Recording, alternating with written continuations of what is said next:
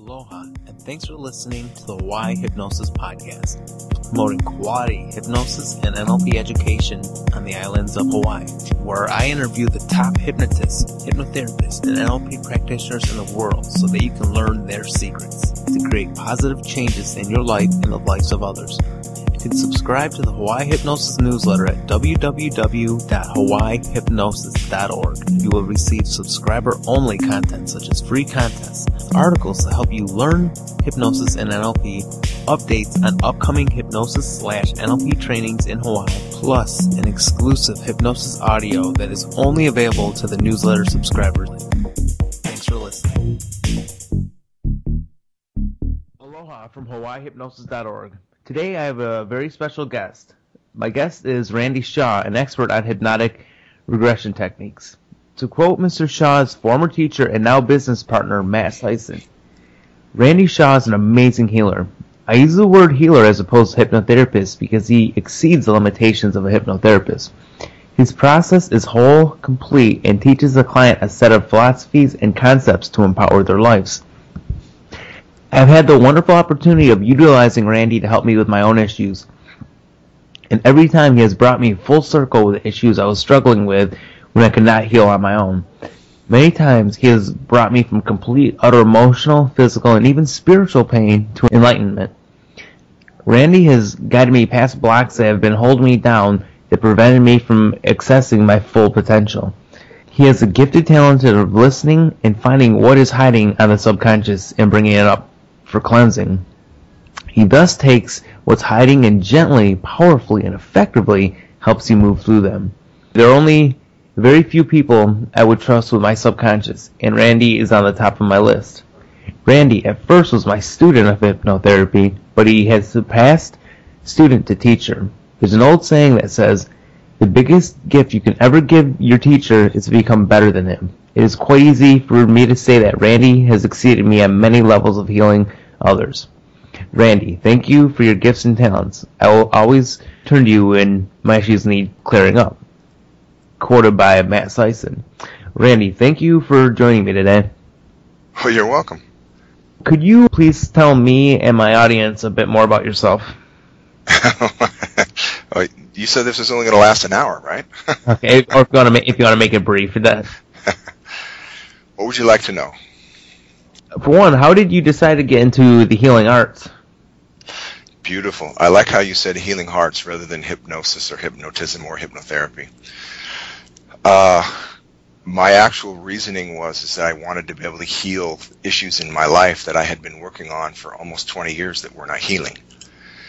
At the end of my career at the post office, I decided I wanted to do something for myself. And I know I wanted to go into business for myself, but I wanted to be able to heal things that, the self-help books and psychotherapy and some of the great gurus that you see on TV and in books weren't able to help me with. So my father had been a hypnotist for 20 years, but I sort of didn't care for the kind of hypnotism, which was mostly direct suggestion and reprogramming the subconscious mind, but without regard for what was already in the subconscious mind. In other words, the content, the programs, and the beliefs and the perceptions. But I did start to take his films and videos home with me. And the aspect of hypnotism that intrigued me the most was the ability to go back into time, into your mind, and heal those events which caused the current events which we're still struggling with.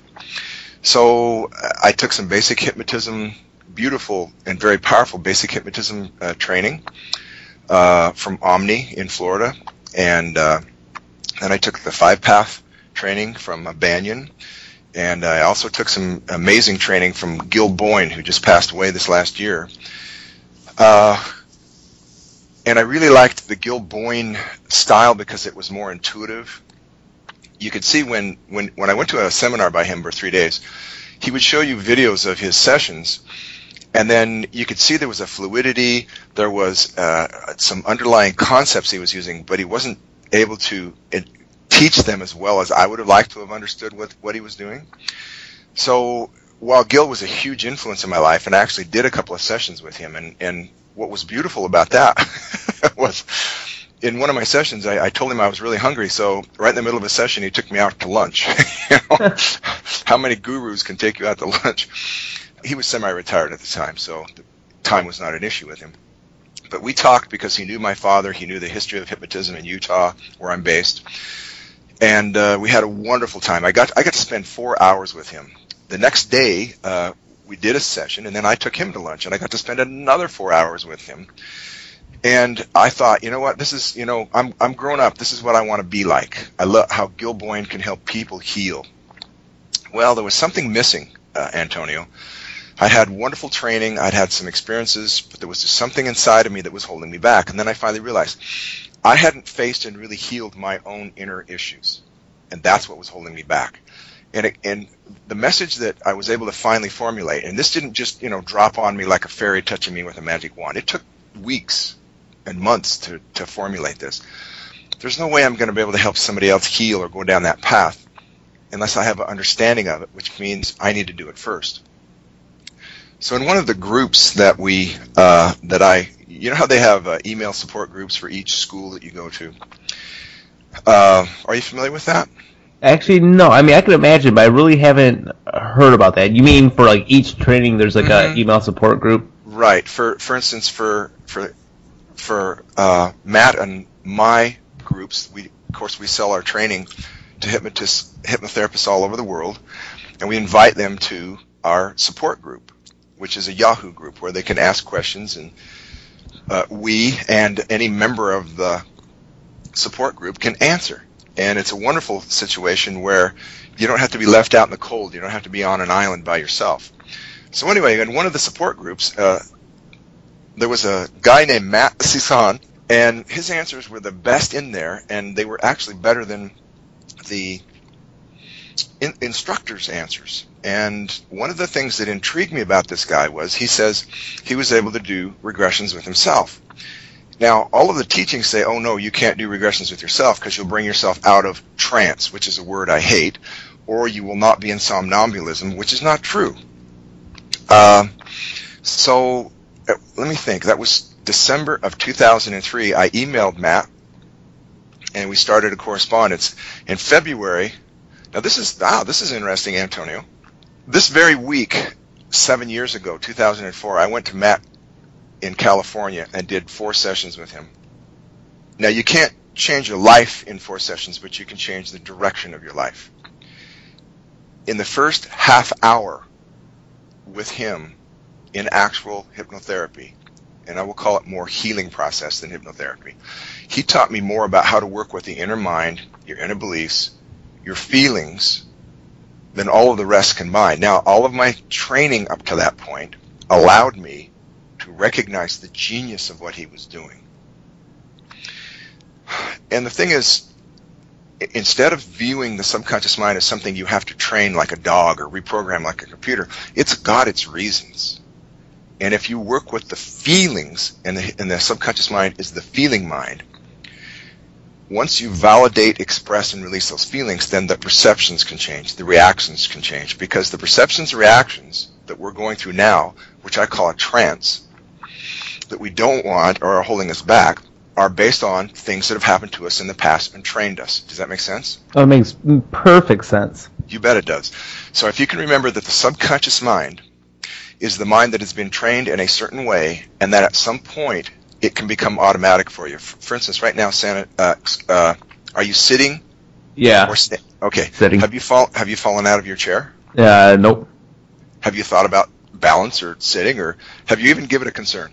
No, it's a commonplace. It's commonplace. It's something I've been doing for years. As a child, you learned how to balance yourself, probably on a couch, on chairs, on a high chair, until your subconscious mind, which is your automatic nervous system, simply said, "Don't worry, Antonio, I'll keep you balanced. Unless you're sick or you get hit on the head or you drink too much or something like that. It will do that for you automatically." Okay, that is your subconscious mind. So, in other words, we've been using the natural endowment for human beings for what men later called hypnosis. We've been using this ever since we were born. Antonio, how old are you? 32. Do you have any children? No, I do not. Good. I want you to say your ABCs for me quickly. Do it now. A, B, C, D, E, F, G, H, I, J, K, L, M, N, O, P, Q, R, S, T, U, V. You're leaving a little bit out there, dude. Oh, what I leave? W, X, Y, Z. Okay. Okay, totally. Okay, I know I put you under a little pressure, but did you notice how fast the ABCs came out? Yeah, I'm gonna have to go. Maybe have to go back to school and relearn the. It's bad that both my parents are teachers, so I might have to get a lesson on that. Now you're in trouble, dude. But here's my point: is I'll often, with my first clients, my first appointment, first session with clients, I'll have them say their ABCs. Many of them haven't said it in decades, and yet it comes out automatically without much thought. Okay. So what's going on there? How can they recall that? Well, they've been trained a certain way. So once something's in the subconscious mind, it means you've been through enough experience, or there's enough emotion attached to it, that you will remember it at the subconscious level, even if you don't remember it at the conscious level. It'll come up automatically. So can you see how what I'm doing is I'm painting the subconscious mind as that part of your mind, your nervous system, which, once it's trained, it can do things automatically. How are we doing? Does that make sense? Oh, it makes perfect sense. Actually, I want to interject. I was actually asking Mr. Shaw here the other day about through email correspondence about regression, and he explained to me that in his pre-talk that he sets a lot of this stuff up, and just by going through that little bit with the alphabet, I can see it's a great example for teaching a client or showing a client that that all the feelings basically stay in your subconscious. Yeah. Well, okay. Do you have some favorite songs and you listen to them, or maybe you haven't heard a song for 20 years and it takes you back to like junior high or high school? Oh yeah. Okay, so my senior year. Okay, my senior year was really an incredible year of my life, and when I hear songs from that year, the feelings come back, the memories come back, the strength in my body. I'm driving my car, I've got my girlfriend, I'm playing football. And so literally those things come back to me in a holographic experiential form, okay? Now, I'm in 2011, so tell me what's going on there is the subconscious mind, subconscious mind's got perfect and complete memory from right now clear back to when you were conceived. It's all there, okay? So as we have these triggers, subconscious mind says, oh yeah, this is connected to this. So here, let me bring up some information, some responses, some feelings. And it's very simple. So in other words, remember the conscious mind is focusing on the now. It's analytical. It has to stay linear and it has to go step at a time. That's your conscious mind. But your subconscious mind's got the whole kit and caboodle, your whole life story. It's the book of life. So when we have triggers in the present that remind us of something from the past, the subconscious mind says, yeah, here, I've got the whole history for you. So in essence, what we've got is what I'm going to do immediately in the first session is I'm going to show my clients that hypnosis is not man-made. It's something that we've been doing all our life and didn't know it. So I said there's two parts of hypnosis of life.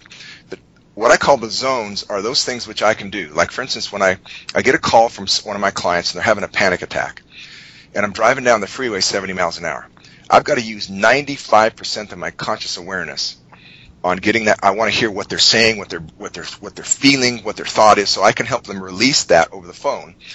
But Antonio, who's driving my car? You're unconscious. I would call it the subconscious. Yeah, okay? That sounds a little more. The unconscious to me is more the underneath the deep into the God mind or the universal mind. Okay, we can talk about that another day. But my subconscious mind has been driving for 40 years. It knows how to drive. So as I'm focusing into helping this person release with some rubbing and tapping over the phone or maybe some pillow pounding, the feelings out of their bodies so that they can breathe again, so that they don't feel panicked. Who's driving my car? Well, the subconscious mind is. So in other words, we're utilizing and we're in and out of what we've been calling hypnosis every day of our life. So in other words, we've been in and out of hypnosis as much as fish have been in water, but neither one of us realize it. So the first thing we want to do is realize, wait a minute, hypnosis is not this special thing where you have to go to a certain person, he has to relax you for 15 minutes, or he has to wave a watch in front of your face. Hypnosis is any time you're not in one thinking place, that you're in your larger mind. And your larger mind has more resource. It has more memory. It has more capacity. And so, as I work with folks, I tell them, when I play my guitar, I'm in a zone. And if I don't think, I play better. And the reason is if I'm thinking about something else, then I'm going to mess up the next chord. And if I mess up the next chord, I'm going to think about what the next chord is after that. But if my subconscious mind says, well, if you just stop thinking, I've got the whole song under here. Every chord, every move, every nuance, I've got the whole thing in a flow underneath the surface. So I just stop thinking and I play better. I call that the zone. And it can be, music, it can be sports, it can be something you do at work automatically, it can be the way you're able to talk to people. Excuse my example here, but great sex is in the zone. Well, it's Valentine's Day, so. Oh yeah, that's right. So now we're going to slide off to the other side. Zones is one part of natural hypnosis. And did you notice that for me to play a really good song on my guitar, I have to learn it first? So I have to consciously pound through it until my subconscious mind says, okay, I've got that part, now we can go to the next one, until it's got the whole song. Okay? So in other words, the subconscious mind is not going to react in a way that it hasn't been trained to before. Agreed? Yes, I totally agree with that. Okay, now we're going to go from the plus side to the minus side. And the other part of hypnosis, or natural hypnotism, is what I call the trances. And the trances are, if I'm afraid of dogs and I'm walking down the street and I say a little puppy, I immediately get afraid, even though my conscious mind says, wait a minute, it's just a little puppy. There's little kids playing with it. It's not going to hurt you. But the feeling inside of me is fear, run away, go away. And if and I've worked a lot with people with fears and phobias and stuff like this. And what we don't realize is that we're walking around in a lot of trances. I mean, I work with people who say, I'm depressed, or I feel sick a lot, and I'll have them after a good pre-talk, I'll have them tell me their story. And one of the things I'm looking for is, how is their body reacting? Because Matt and I believe that the subconscious mind's in the body. Okay, it's not in the brain. Matter of fact, the brain can't even feel anything. The brain's like a computer. There's no pain or touch receptors in the brain, okay? So when you think about the brain, you can think about it as the feeling mind. And if you think about the thinking mind. So the thinking mind, and we just use this, and there's a lot of crossover. It's not this simple, but for my clients it works. If you can think of your brain as the thinking mind, it doesn't think. It's like your computer. It doesn't feel. It's like your computer. So the thinking mind thinks, but it doesn't feel. In other words, your brain doesn't really feel anything. When they operate on it, they don't even have to anesthetize it. Now, the other mind is in the body, which is the automatic mind, which is the automatic or autonomic nervous system, which is what we call the feeling mind, or what we call the subconscious mind. Now, your body is full of nerves, all kinds of nerves. Okay? So if you think about the thinking mind, it thinks but it doesn't feel. And the feeling mind, which is the body, feels but it doesn't think. Now, let's go back to that dog example. I'm walking down the road and there's a little puppy, maybe not even 2 feet high, and I feel that feeling comes up. I see the dog, there's the trigger, and the thought brings up old feelings. Does that make sense? They're still there? Oh yeah, that makes perfect sense. Complete training and compounding, right? So what if I could release that feeling so that the sight of a dog would not scare me? Okay? So this is why Matt and I focus so much on releasing feelings, is because the perception and the reaction doesn't change until the feeling changes. Now, in light issues, if, let's say, a person's only been afraid of a dog for, like, say, a year or less, we can pretty much just release that through direct suggestion. But what if it's been there 20 or 30 years and it's been compounded on a who knows how many times each year? We're outnumbered now. It's like 100 to 1. And direct suggestion, if you relax them enough, that's going to work great for about 2 days, or it might even work for 6 months. But the problem is, if you pull a weed off just at the lawn level, the weed will grow back because the roots are there. So what we want to do is work with the feeling, which takes us back to the events that set them up for the problem before it happened right now. Let me say that again. We want to remember that. When somebody comes to us, they're going to say, I have a problem. And as we focus on this problem and start to release the feelings now, so that the thought doesn't bring up the thought doesn't bring up the bad feelings anymore, I'm going to say, now, is this the first time you felt this way before? No. I said, well, then you were set up for this. So you were trained. I said, let's go back in time. Why don't you close your eyes, and I'll count from 5 down to 1, and we'll go back to an earlier time when you felt this way. And and the reason we do this is they understand that as we release those feelings in that event, we desensitize or neutralize and start to heal that event as well. And when I count from 5 back to 1, they could go from something that happened yesterday, or they could go clear back to childhood. Because the subconscious mind, as safe as it feels in this moment, will say, oh my God, somebody's finally here to help me. Would you finally get rid of this so me and the body don't have to fight over this anymore? And what I mean by that is, the body's trying to release those feelings. You know, you have an experience that makes you happy. You're open, and so the body releases the energy. But when we have a negative or a traumatic experience, the body tightens up and the energy can't release. So the body's sitting here going, would you please let me go? And the subconscious mind saying, no, if I cry, Dad will hit me. No, if I cry, Mom, it'll make Mom worse. No, if I cry, Big Sister will laugh at me, or the teacher will get me in trouble. Okay, so we're hypnotized to hold in feelings. The trouble is the body says, would you please let this stuff go? And the subconscious mind's got a lid on top saying, no, hold it in, hold it in. So there's the battle. The pressure is worse. The pressure actually makes it worse than the feelings inside. Let me give you an example. When you breathe, you're supposed to breathe in, use that breath, and then let it go, right? Yep. Okay. Try this sometime. Hold your breath for as long as you can. Within 30 seconds, you'll feel great pressure to hold your breath because your body's trying to expand your lungs. Your body's trying to get rid of the old air to make room for the new air. Okay? So at some point, you'll have to breathe because you can't hold the pressure in. Well, actually, I had a client here. Talking kind of fast, aren't I? That's fine. That's fine. I had a client once who was 28 years old, she had her own yoga studio. She's very smart. But she had some problems, and she actually went back to, I think it was like 6 or 7 years old. And she taught herself how to hold her breath so long that she passed out so that she would make Mom look like a bad mom. Oh, God. In front of her. Yeah. And so see how much power we have even as children. Because her and her mom didn't get along. Her mother was, let's say, less than loving, and that's an exaggeration, understatement. But the point is that the anger that she still held towards her mother was holding her back in her current life. So one of the places that we went back to was she was able to hold her breath. She's actually able to hold her breath enough to pass out. Now, I don't have that kind of willpower. I don't have that kind of motivation to hold my breath that long. So when I try to hold my breath, I'm going to eventually just give up and breathe. How about you? Oh, yeah. I'm not going to try holding it. Okay. And then what happens is the pressure, there's so much pressure that I finally have to give in. Okay. Now, that's what the body's trying to do with, for instance, a panic attack or a seizure. Okay?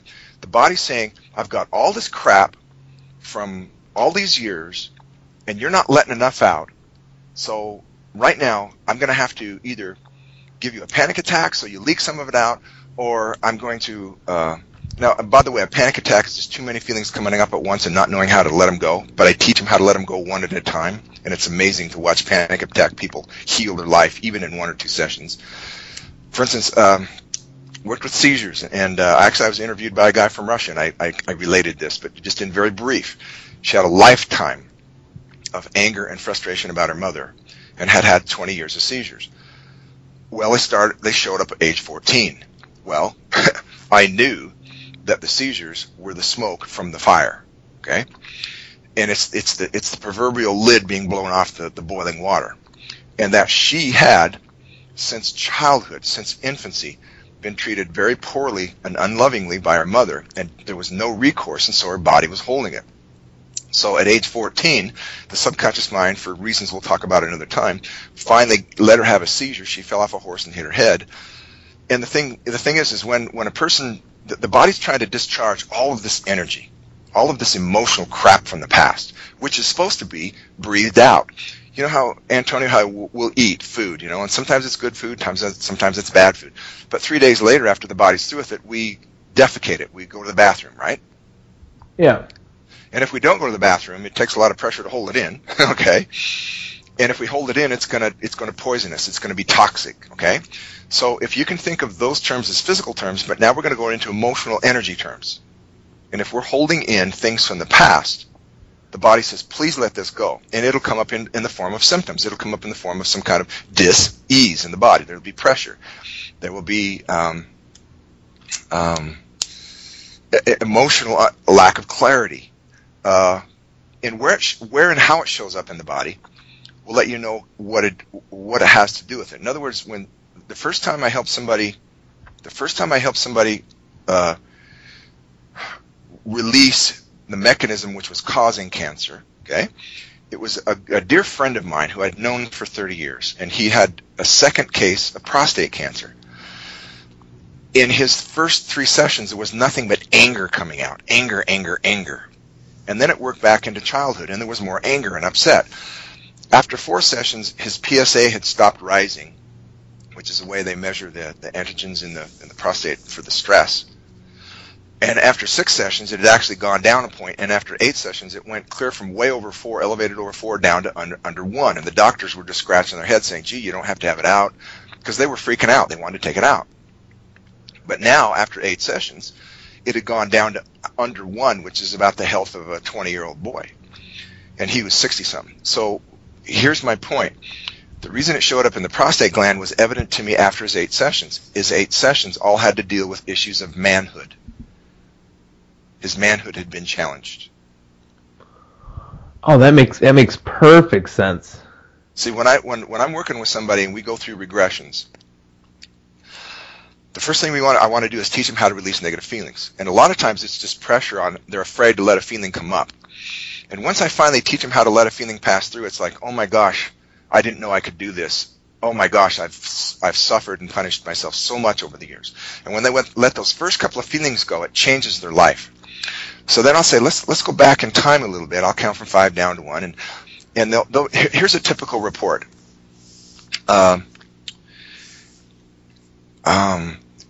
Focus on your body. What are you feeling right now? My eyes hurt. Now, Antonio, I know immediately that there's something in the past they don't want to see, or what they've seen is painful to them. Okay, that makes sense. Okay? Another person is, they say, my throat feels really tight. And there's something that, there's some feelings or some words or some emotion that's trying to get up out of the body, and it's caught in the throat. And there's a reason for that, because if they say it, they'll get fired, or dad will beat them up or something. So it gets caught in the throat, see? So the body's holding all of this junk from the past, and it doesn't know what to do with it, because the good old actually the body does know what to do with it. It's trying to vomit, excrete, urinate, scream it out, whatever it is. And the subconscious might say, no, you can't do that because that's immature. No, you can't do that because dad will spank you if you cry. No, you can't do that because good people don't act emotional like this. And again, all these stupid excuses for not being human and not releasing the junk from the past. Now remember, we eat food, we use it, and then we defecate it out. But the problem is when we don't release emotions on a certain situation or a relationship or an experience, the problem is the emotion's still there in the body. So when the original thought comes up, guess what comes up with it? The emotion. And so it hasn't changed. That's why people don't like thinking about past events that hurt. Okay?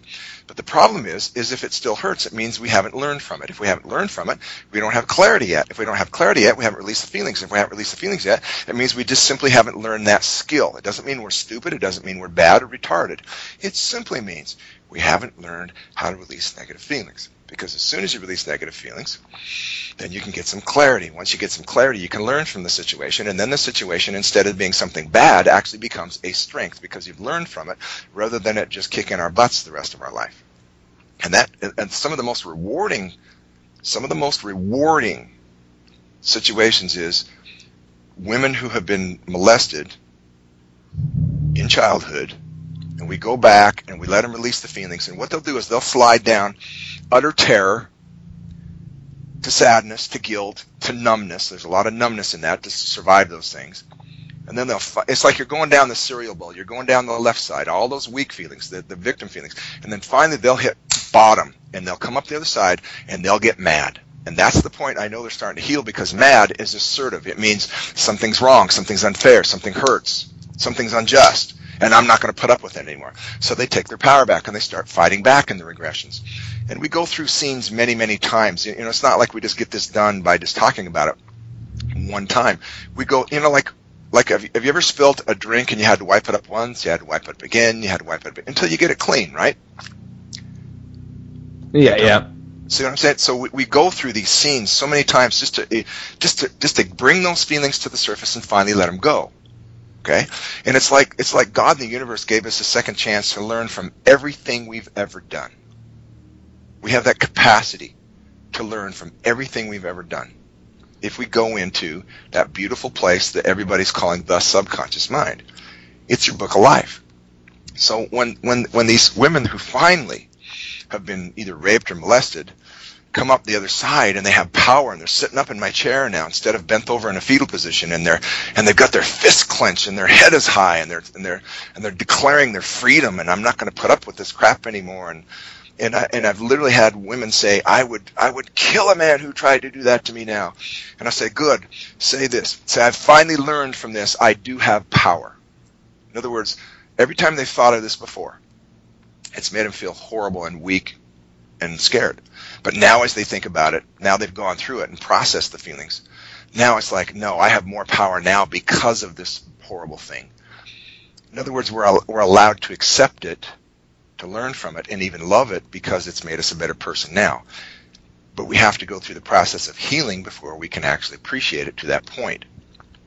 Any questions so far? I've read about regression, I've watched videos about it, but so far I'm actually getting a live explanation of it, so it's definitely clearing some questions up. Well, I tell you what, I met a woman a couple of months ago, and we had a great conversation. She was actually a salesperson in a furniture store, and had a great conversation. We talked for probably 45 minutes, and she wants to become a healer.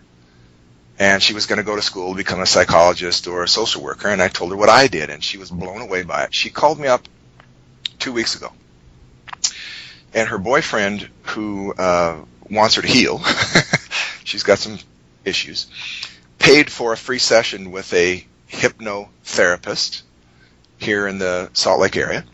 So she went to this hypnotherapist because of the gift certificate, and this hypnotherapist did regress her back into some of the junk of her life. But as she left the session, this woman that I met, she felt horrible and went home and slept for a day, and then woke up feeling anxious and sick and scared over the next 2 days. And I said, honey, in that session you did with the hypnotherapist, what did you do? Well, we went back and visited my past traumas, issues. And I said, then what? She says, well, then the session was over. And I said, here's the problem. You didn't heal anything. You just opened up all those old wounds. And now your conscious mind doesn't know what to do with it, and your subconscious mind's you brought it to the surface now, why don't you please do something with it? And so there was all this confusion. And I said, I will teach you how to release the feelings so that those thoughts, those triggers, those events are released, they're neutralized, they're resolved. And that's the difference between a lot of regression is just, I get people come to me that have gone to psychotherapy for anywhere from a year to, I even had a woman that had gone for 10 years. And they tell me often, we get more done in 2 or 3 sessions than they do in a year or 3 years of psychotherapy. Now, I'm not going to knock psychotherapy because it's prepared a lot of my clients to discover what their real issues are and how to put names and words to them. In other words, make them conscious. But the problem is the more you talk about them, the more you focus on them. And what's the law of hypnotism is what you focus on grows stronger, Antonio? Yeah, what you focus on more, you get more of. Thank you. So as long as so you brought your junk from the past to the surface and you put words to them, you recognize them. But what have you done to heal them or release them? And that's where some of the other therapies fall short is what Matt and I have developed through a great influence of, Matt was a student of Stephen Parkhill, and he's one of the greats of all time who I hope someday the world finds out how good this guy is. And then Matt and I have also studied under other people. So what we did is we took our own great experiences, and then do you remember me saying that Matt was talking about self-regressions? Yeah, I wanted to ask you something about that in a minute. Okay, learning how to do self-work has given me more insight, more compassionate technique, more accurate technique than any other thing. Doing sessions with Matt was great. Having, I don't know how many, maybe I've had 1,000 clients by now, and that's great. But my own personal work has given me an understanding of what works, why it works, and then as I utilize that with my clients, it works. So it's like, the guide has to go down the trail or know how to go down trails. before a guide can guide somebody else down their own trail. So going back to, let's take a step back. So some regression schools, methodologies are doing a great job of helping people get back to the event or the experiences. But what we found is they're not doing as good a job, or I don't want to knock a lot of therapies because everybody's doing a pretty good job. But what I'm saying is it's not processed as well as it needs to be, and so it remains. And so Matt and I have discovered amazing ways to be able to process events so that they really are neutralized, so that they do heal, they do change and transform. I'll give you an example. In my first 4 sessions with Matt, 2004, this week, 7 years ago, you see, one of the premises that Matt and I believe in is from the saying, love will bring up anything unlike itself to be healed. That comes from what book is that from? Course in Miracles. And I've just extrapolated that down, simplified to say love will bring up what needs to be healed. So with each session that we go through with a client, we work at that layer that they're capable of working at then. And as they come in for the second session, there's a deeper layer available. And a deeper layer. In my 4th session with Matt, I went clear back to my birth. I was 10 pounds, 23 inches. My mother wasn't ready to have a child. She was afraid, deathly afraid to give birth. She didn't like pain either. So I had 20 hours of hell inside her womb. And in the 4th session, that's where my mind took me back to, because I wanted to heal my life. Well, guess what? 4th session, I'm getting my wish. I get to be born again. Only it was pure hell. Terror. I had never experienced terror like this, and I was 50 years old when I went through this for the second time in my life. And once we let the feelings out, I could realize, oh my gosh, I'm going to survive. Then I noticed my mother's feelings. She's hysterical. She thinks I'm going to kill her giving birth to her. So I released those feelings. And then the doctor was panicking. I released those feelings. Now, when I say release, there's a lot of work involved there. It is an amazing process. But once you do it, it's actually a very simple process. It's literally like surrender to the feeling. See, the problem is when we're afraid of feelings, when feelings are painful or they overwhelm us, we try to fight them. And the problem is you can't fight your feelings. They'll just come back again. It's like, try to fight not breathing. You'll have to breathe. So what I tell my clients is if you try to fight your feelings, you'll lose control because you can't win over time. Now, surrendering to the feeling, in other words, let yourself feel the feeling, to express the feeling, to release the feeling, that puts you back in control, just like breathing again or finally going to the bathroom. So in these regressions that we do, is the first time this happened to us. And a lot of times when I help somebody regress into something, we'll follow a feeling, and it'll take us back to an event, and the feelings will come rushing up first. We don't even know the details yet, Antonio. We don't even know the details yet. So I want them to scream, holler, whatever they're feeling right now. I want them to cry. Let the feeling out. Once that feeling's passed, then they get a clearer view of where the mind's taking them. Daytime or nighttime, indoors or outdoors. Are you with somebody or alone? I'm with mom. I'm here in my crib. I'm in high school. The guys are beating me up in the gym. Whatever it is. But see, the emotional come up first. Once we release the emotion, we can get some details. The devil's in the details, but the healing's in the details too. Because once we release the feelings, we can start to change our perceptions. So where I think Matt and I have gone 100 miles further in our system, in the methodology that we use, is being able to so smoothly. You see, we don't use formal inductions. We don't need them. The person's already in hypnosis. When they're telling me their story, I can see their body wiggling. I can see they'll start talking really high. Their throat will tighten up. They won't be able to breathe. And I'll say, just close your eyes, and we'll get to work right there. We don't need an induction because they're already in hypnosis. As a matter of fact, an induction would slow us down. So at that point, as we focus on releasing the feeling out of the body, they'll say, oh my gosh, I don't feel panicked anymore. And I'll say, good. I don't feel panicked because now I can breathe. See, that's what we focused on, is releasing the tight feeling that thought they felt like they couldn't breathe. That's why they're panicking. They don't know what to do with it. The conscious mind has not been trained. And remember I said earlier, it's a simple matter of they haven't been trained to release negative feelings yet. That's it. It's not because we're dumb. It's not because we're retarded or sinful or even mentally ill, it means we haven't learned how to let things go at an emotional level. So what I'm saying is, we're getting fantastic results, and have for years and years, and refining it with each month, believe it or not, on how to let feelings go out of the body so that the subconscious mind can change. Now, let me tell you the premise behind that. So these are my words. The perception and the reaction doesn't change until the feeling changes first. Example: have you ever tried to talk to somebody that's really mad? Yeah, it doesn't quite work all that well. It's literally like they got their fingers in their ear. They can't hear you. I don't want to be mad, right? Okay, but let's say the next day they got an apology, they got their money back, something happened, and now they're pretty calm. Now you can talk to them, right? Oh, yeah. Okay, so the difference is they were overloaded with emotion. They can't change their mind. They can't change their perception. Okay, so what I want to do is when somebody comes in and they say, I hate work. I feel like I'm going to throw up, and I say, good, close your eyes. Where do you feel that feeling?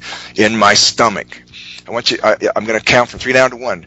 Take me to a time in the last week or two where you felt this way. 3, 2, 1. I'm driving to work. What are you feeling? I feel like I'm going to throw up. So I help them release that feeling of nausea. And then they calm down. And I say, good, take a breath, focus on your body. What do you feel now? Oh my gosh, I feel like I'm okay. Good. I'll count from 3 down to 1. We'll go back to your driving to work. 3, 2, 1. Say, here I am now, and I feel. And they'll say, wow, I don't feel nauseated. I said, whoa. I said, that's what you don't feel. What do you feel? I said, I feel okay. Or they'll say, I feel weird. And what it is they've been driving to work for 5 years and felt nauseated. Now they don't feel nauseated, they feel weird. And I say, good, say this. Even though it feels weird not to be nauseated, I like this feeling. I'm allowed to feel it. Now comes the hypnotism. Did you notice? The hypnotism didn't come in until the change was there. I'm allowed to feel this feeling now. Even though it feels weird, I'm allowed to feel better, even though I'm driving to work. See, before... So are you giving them, it almost seems like a slight mix maybe of EFT and self-suggestion. Huh? No. We Matt, my buddy Matt saw the potential of EFT at the hypnotic level. We're doing some rubbing and tapping, letting the feeling pass through. And the way we do it's a little deeper than traditional EFT. We go right into the body. We use a little more hypnotic principles, bypass the critical faculty. And then once the change is made in the body, I'll say, now we're going to go through this event again. You're driving to work, and you're going to notice how you feel this time. In other words, we're saying this is another time. See, so I'll say 3, 2, 1. Say I'm driving to work, and they'll say I'm driving to work, and this time I feel, and they'll say, oh my gosh, this time I feel I can breathe. I don't feel sick. And I say, good. Say I'm allowed to feel okay driving to work. In other words, now comes the hypnotism. Don't try to paint. See, a lot of hypnotism tries to paint over a dirty surface. A lot of hypnotism tries to pour water into a cup that's already got mud in it. Why don't we flush the mud out first? Then put the water in. Why don't we flush the negative feelings to let the perceptions change? Now put the positive suggestions in, because there's room now. You see, what we're doing is we're honoring the subconscious mind more than traditional hypnotism has been. The subconscious mind's got its reasons. In the body, and the subconscious mind can't change. When somebody can't change over, you can change a habit in 21 to 40 days. Well, what if you can't? That means there's something attached inside. And the subconscious mind says, I can't let this go. This is part of your definition. And your subconscious mind, you see, part of the job of your subconscious mind is to maintain your personal definitions, to protect your individuality. Does that make sense, Antonio? That makes perfect sense. So it's not going to let things go just on a whim or some willpower because somebody said you should. It doesn't work on logic or obligation or religious or political obligation. What it works on is, what the hell's in it for me? How is this going to help me protect Antonio's personal definitions? Because he's got 50 examples in here of this issue, and now you got 1 out here or 5 out here, and you want me to change? No. Then that's why bad habits are hard to change if there's some emotional content to it. Once the emotion's released, though, the subconscious mind says, okay, now what? Gee, I'm ready for an alternative. So once the emotions change, the subconscious mind is now open to suggestions, and the holistic mind, I don't care if you regress clear back to age 2, your holistic mind is going to help you figure it out. For instance, when somebody regresses back to, let's say, a 1-year-old, they can't talk, but they're talking to me in their chair, so the holistic mind's there helping them, right?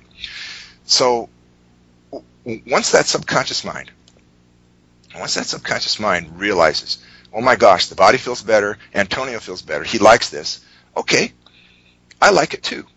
What can we do to make this better? Now we throw in the positive suggestions. And the positive suggestions are not a damn script. They are based upon what the person told me in the pre-talk and what has been revealed in the regression or regressions. So it's always fluid, it's always adjusting, it's always improving, it's always evolving with their level of healing that they're at.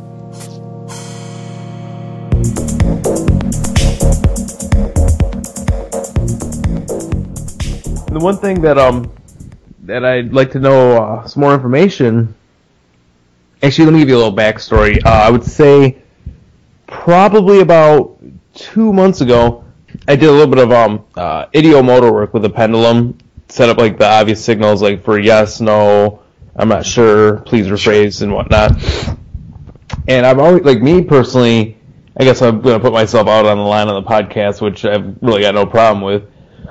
I've always had a problem, I guess, of being stuck or just feeling like helpless, and like I go to do something and it's just I get totally overwhelmed. Then I'm like, you know what? I'm like, whatever, screw it. Almost caught myself swearing I'd have to censor it out. But yeah, I'm sure you've heard. This is probably not the first time you've heard something along these lines. One thing I did with a pendulum, I connected with a subconscious part of me that is involved with me, I guess, feeling the stuck and helpless feelings, and I like asked if it knew what the age was, and I inside my mind I would ask the part, I'm like, did it happen in the past 10 years? And it kept on going down, and it got to around like the age of 5 or 7, and I basically asked this subconscious part of me, I'm like, you know what, do me a favor, I'm like, if you like, would you agree to give me maybe some hints to what happened in my dreams? And I got a very clear yes signal. And the 2 nights that I did this, I had like really horrific dreams of I think it was if I recall, it was somebody dying, or it was basically along the lines of a murder. Then recently, I had talked to my parents. I think it was 25 years ago. So yeah, it'd be about anywhere from 5 to 7. We had a neighbor that was, from what my mom told me, this gentleman had come over, like his girlfriend had been missing for a while, and then they found out that she had been killed. I'm sorry, his new girlfriend had been killed by the ex-girlfriend in like a really, really, really horrendous way. So I didn't know, like that's another thing that I wanted to get regression work done to see if maybe if that had something to do with some of the stuff I'm dealing with now, or if that's just, or if it's just pure speculation. You see, I think you did pretty good work, Antonio. You did great. And I like how you did it in a safe manner to the level of processing that you're capable of doing. And I thought that was pretty darn good as I'm listening there. Sometimes the dreams will come up symbolic. Like one time I was helping this woman that didn't have any self-esteem, and she came back for her 4th session, and she said, I had a weird dream. And I said, what's that? She said, well, I had a dream, but in the dream, Mom and my sister were as big as me. And I said, what do you mean? She says, well, in my dreams up until now, they've always been bigger than me and meaner than me. So as we were processing the crap that her sister and her mother had dumped on her over her life, we were evening out the playing field. So in the dream, it came up symbolic that now they're not bigger than her anymore. They're on a more even plane. With yours, it sounds like it's a very concrete and accurate event of your life where, and since it was your neighbor, it's kind of hard not to know about it. And when you're 5 and 7, things happen to you now at that age that, it'd roll off your back at age 32, but at 5 and 7, there may be something inside there that the little boy found out that, gee, I'm afraid to do this or that. Now, we don't want to put on the podcast what it is, and you can edit this out, but I'm just curious, what do you feel like you're being held back in, or can you give me a couple of situations? Oh, let me think. Well, since I might edit this out, I could probably light a cigarette. Let me think. Do me a favor, can you answer that question again? Yeah. Did you notice you had to light up a cigarette? Yep. Okay, now that's simply a response to saying, okay, right now this is one of the things that's going to help me relax. I'm going to do it. Okay, there's nothing evil about what you just did. You got it? Oh yeah. Okay, now when I was a kid, when I was in my teens back in the 60s, they spent millions of dollars to getting us to smoke. They were brainwashing us and hypnotizing us on the TV. Okay. Now that's completely turned around, bass backwards, 180 degrees, and now they're spending billions of dollars to scare the shit out of people so they stop smoking before they're ready to heal. The question I asked you is, what are you feeling stressed or held back about in your current life? And you became uncomfortable, you coughed, did you notice your body squirming? And then you wanted to light up, and the light up is simply a training from the past, say, and I don't know where smoking comes from for you, but I've had people go back to, I want to be like Dad, Mom will love me if I smoke. My uncle's the only one who loves me. I'm going to smoke like my uncle does just to piss off Mom and Dad. There's always a reason, okay? So right now, if you think back when you lit up the cigarette, what did you feel? Like a relief, kind of like being relaxed.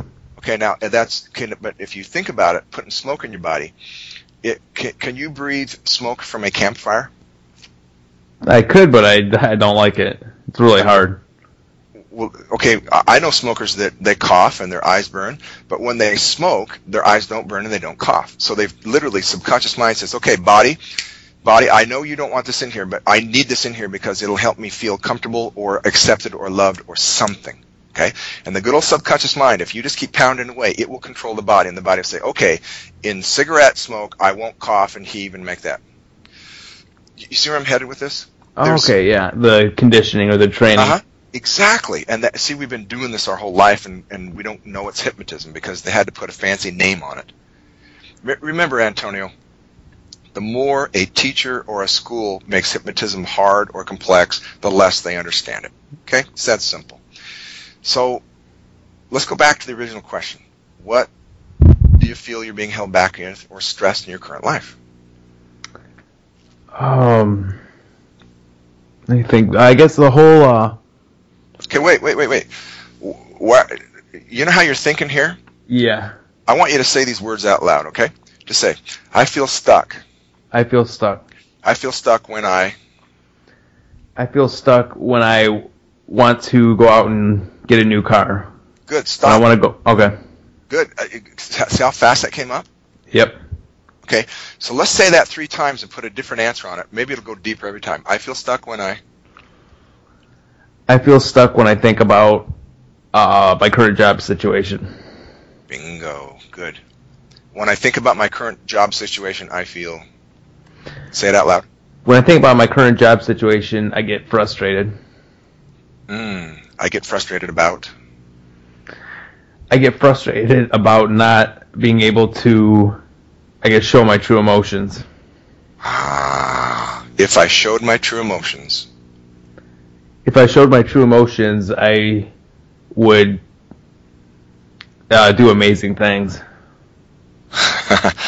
If I did amazing things, my life would be...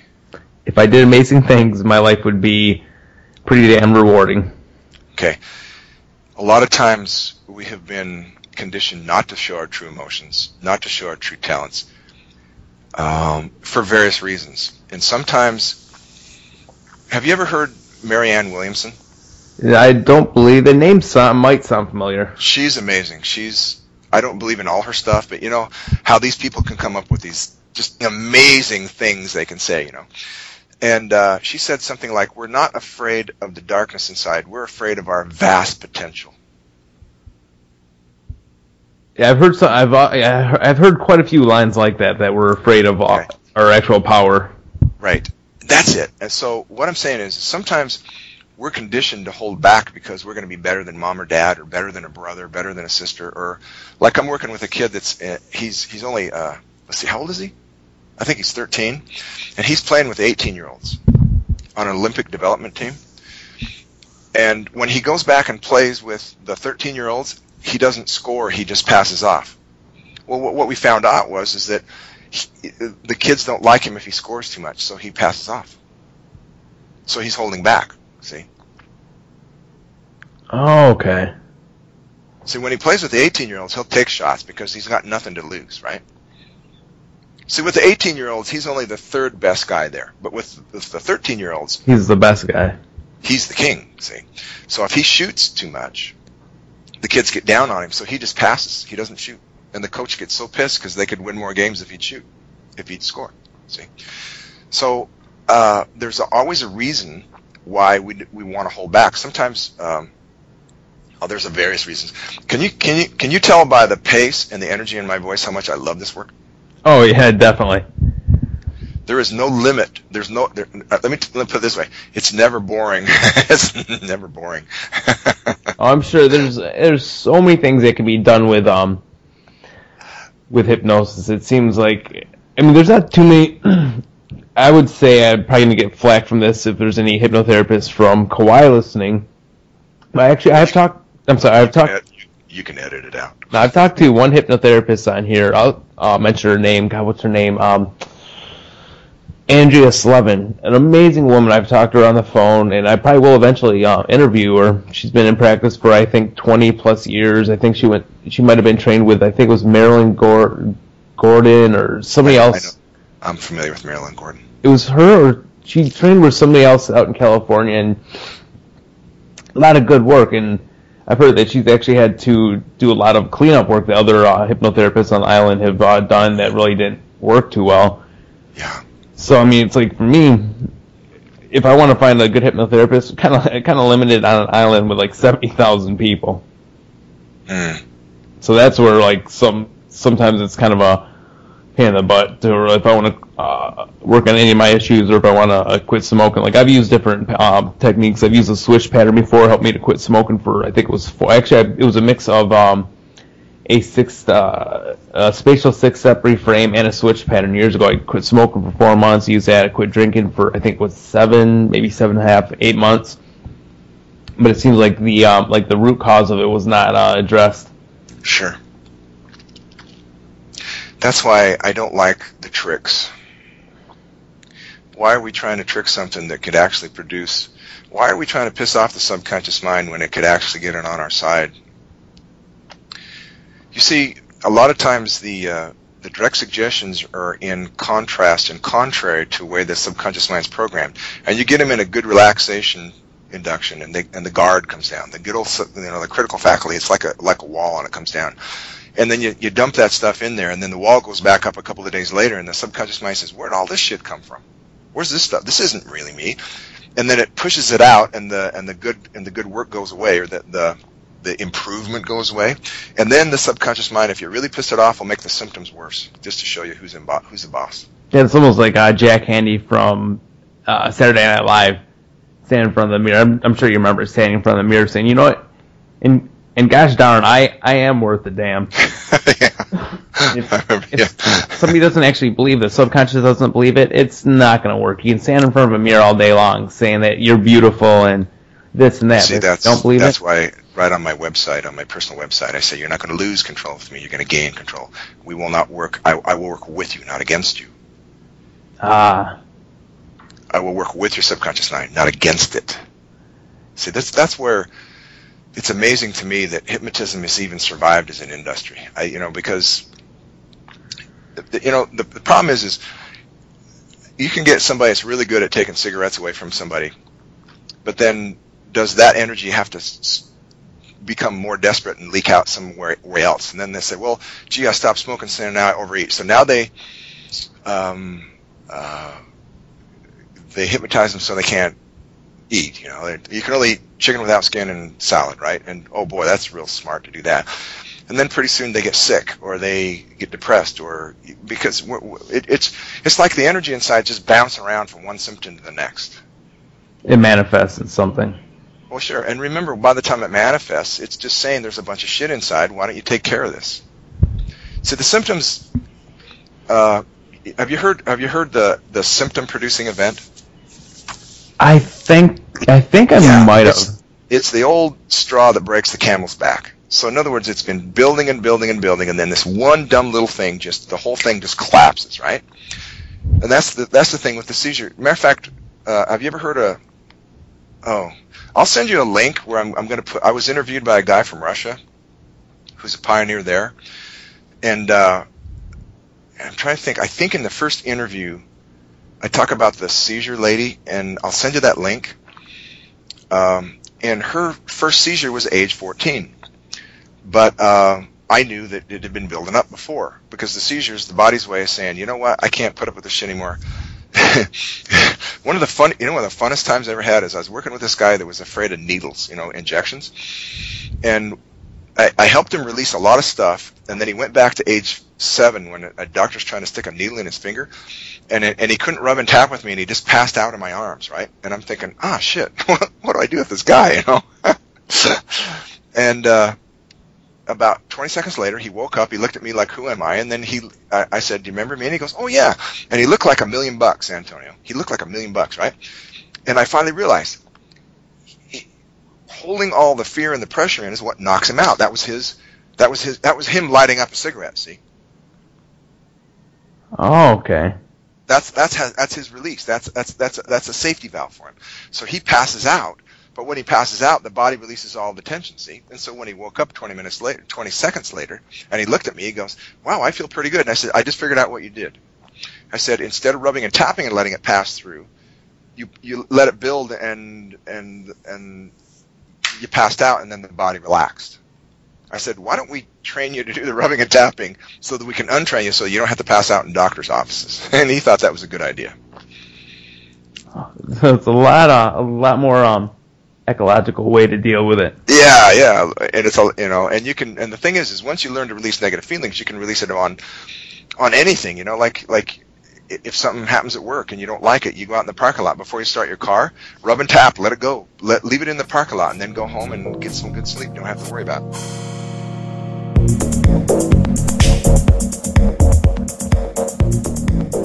I just want to say thanks to Mr. Shaw for giving a really good explanation of his take and Matt Sison's take on regression work.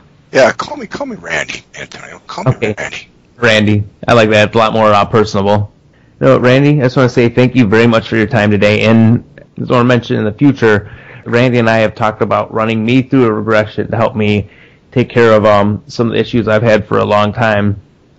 And so hopefully you can see the caliber of his work. Yeah, we might just do some light work for a demo. I don't know if we want to put your personal stuff out there, but we can certainly do some light work and give the folks a good idea of what we do. Okay, definitely. Thank you very much. Alrighty. You can also find us on the internet at these locations: Facebook.com/Hawaii Hypnosis, Twitter.com/Hawaii Hypnosis, and MySpace.com/Hawaii Hypnosis.